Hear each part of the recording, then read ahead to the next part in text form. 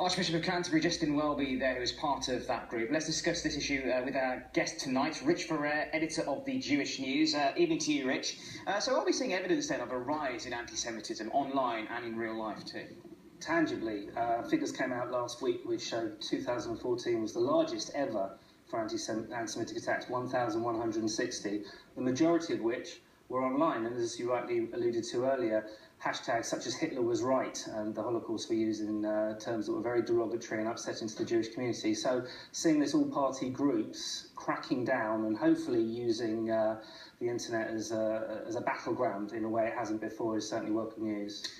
When it comes to sort of the climate of fear and a sense of sort of uncertainty amongst the Jewish community in the capital at the moment, are you sensing any of that, especially in light of what we saw in Paris recently too? Paris was certainly very concerning. There were reports an hour or so ago of somebody being arrested for burning an Israeli flag in the very same supermarket where 4 Jewish people were killed only last month. There was a survey only last month as well that said 1 in 4 Jewish people in the UK are thinking about leaving the country now because they're so concerned.